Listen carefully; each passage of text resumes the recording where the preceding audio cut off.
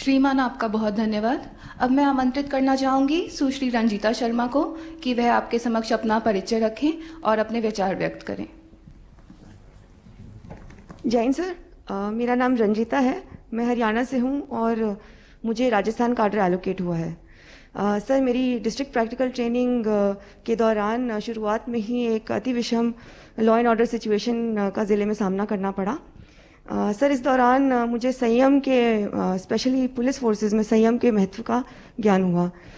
Sir, क्योंकि लगभग सभी तरह के आंतरिक सुरक्षा के मामले हों या लॉ एंड ऑर्डर की सिचुएशन हो, वहाँ पर हम अपने ही देश के नागरिकों का सामना कर रहे होते हैं और इस परिस्थिति में ये ज़रूरी हो जाता है, अति आवश्यक है कि हम संयम बरतें। और जैसा कि सर हमारी अकादमी में भी काफ़ी जगह हम ये पढ़ते हैं कि सरदार पटेल जी ने आईपीएस प्रोबेशनर्स और आईपीएस अधिकारियों को संबोधित करते हुए कहा था कि अगर कोई जिस क्षण एक पुलिस अधिकारी अपना संयम खो देता है, उसी क्षण वो एक पुलिस अधिकारी नहीं रहता। तो सर, और इस ट्रेनिंग के दौरान सर, चाहे वो अकादमी में हो या चाहे वो ज़िले की जो व्यवहारिक प्रशिक्षण था उसके दौरान हो, ये लगातार एहसास होता रहा कि जो पुलिस के आदर्श हैं, जो मूल्य हैं, जैसे कि धैर्य हो, संयम हो या साहस हो, उसका सर मुझे लगातार आभास होता रहा। रंजीता जी, आपने ट्रेनिंग के दौरान जो भी उपलब्धियां हासिल की हैं उनके लिए आपको बहुत बहुत बधाई। और अभी अतुल जी आपका वर्णन भी कर रहे थे। आपके बारे पढ़ और सुन रहा था तो लगा कि आपने हर जगह अपना सिक्का जमाया है। आपने जो कुछ भी हासिल किया है उसे आपके घर, गांव, अड़ोस पड़ोस में अब बेटियों को लेकर बदलाव दिखता है या नहीं? क्या अनुभव आता है? सर, प्रथम धन्यवाद सर। सर, आसपास जो परिवार है, परिवारगण है, मित्रगण है, समाज है, सर हमारे जैसे ही सिलेक्शन के बाद में पता चला कि सिलेक्शन हुआ है तो विभिन्न वर्गों से सर कॉल्स आए कि आप आइए और हमारे यहाँ बच्चों से बातचीत कीजिए। और उसमें विशेषतः सर जो गर्ल चाइल्ड था सर, उस पर फोकस रहा कि आप उनसे बात कीजिए क्योंकि आप एक मोटिवेशन, एक रोल मॉडल की तरह एक्ट कर सकते हैं। सर, यही अनुभव मेरा ज़िले में भी रहा। वहाँ पर भी काफ़ी बार ऐसा अवसर आया जहाँ पर मुझे बुलाया गया कि मैं विशेषतः महिला स्टूडेंट से बात करके उनको मोटिवेट करूँ, उनको इंस्पायर करूँ। और कहीं ना कहीं सर, ये जो वर्दी है इसमें एक आइडेंटिटी, एक पहचान तो मिलती है और एक जिम्मेदारी और एक चुनौती का भी एहसास होता है। और अगर एक महिला को वो वर्दी में देखते हैं और इससे उनको कहीं ना कहीं थोड़ा भी मोटिवेशन और इंस्पिरेशन मिलता है सर, ये मेरे लिए असली उपलब्धि रहेगी। रंजीता जी, आपकी योग में भी बहुत रुचि है। आपने जो पढ़ाई की उससे लगता है कि आप पत्रकारिता क्षेत्र में आगे बढ़ना चाहती थी, तो फिर इस रास्ते में आप कैसे पहुंच गई? सर, यहाँ पर भी एक कहानी है।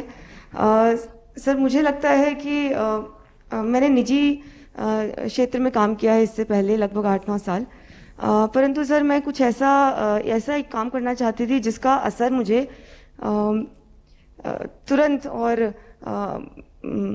तुरंत देखने को मिल सके और समाज के करीब से मैं उस समाज के लिए काम कर सकूं। सर, क्योंकि निजी क्षेत्र में आपका दायरा बहुत सीमित रहता है, तो वहाँ पर उसका वो व्यापक तरीके से आप अपनी छाप नहीं छोड़ सकते हैं। तो प्रशासनिक सेवा हो या पुलिस सेवा हो सर, ये आपको ये मौका देती है। और जहाँ तक वर्दी का सवाल है सर, तो इसमें तो मुझे ये बेहद ही जिम्मेदारी और सम्मान की बात है कि मुझे भारतीय पुलिस सेवा का हिस्सा होने का अवसर मिला है। अच्छा रंजीता जी, आपने अपने लिए कोई ऐसा लक्ष्य तय किया है जो आप देश की पुलिस व्यवस्था को बेहतर बनाने के लिए जरूर अमल में लाना चाहेगी?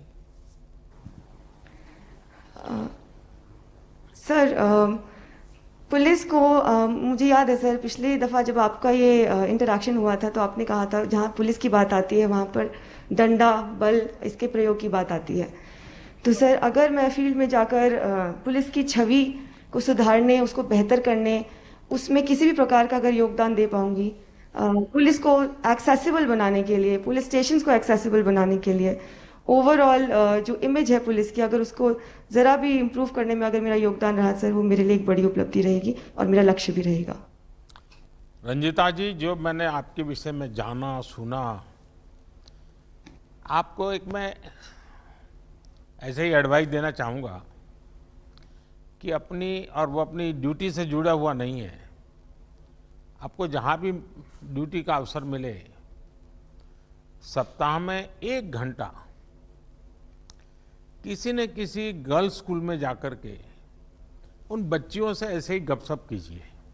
ये जीवन भर इस क्रम को बनाए रखिए। सप्ताह में 1 घंटा किसी न किसी गर्ल्स स्कूल में जाना, उन बच्चियों से मिलना, बातें करना, उनसे चर्चा करना। और दूसरा, हो सके अगर योगा की आपकी प्रैक्टिस कंटिन्यू रहती है तो कहीं खुले बगीचे में बच्चियों के लिए योगा का एक आध क्लास भी चलाइए, जिसमें आप बीच बीच में जाया करें, ऑर्गेनाइज करें। ये आपकी ड्यूटी के सिवाय कुछ काम कीजिए, आप देखिए इसका असर कुछ ज़्यादा ही होगा। खैर, आपसे जो जो बातें हुई हैं, मैं आपको बहुत बहुत शुभकामनाएं देता हूं। देखिए, हरियाणा हो या राजस्थान, हम सभी जानते हैं कि बीते कुछ वर्षों में बेटियों को आगे बढ़ाने में काफ़ी काम हुआ है।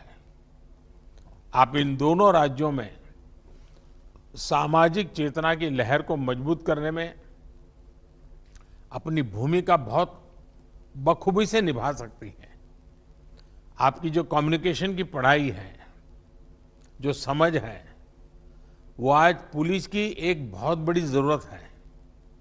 उम्मीद है कि इसका भी आप भरपूर प्रयोग आने वाले समय में करेगी। मेरी आपको बहुत बहुत शुभकामनाएं हैं। धन्यवाद सर। जय हिंद सर। धन्यवाद श्रीमान। इसी क्रम में अब मैं आमंत्रित करती हूं अपने साथी प्रशिक्षक अधिकारी श्री निधिन राज पी को कि वह आपको अपना परिचय दें और आपसे वार्तालाप जारी रखें।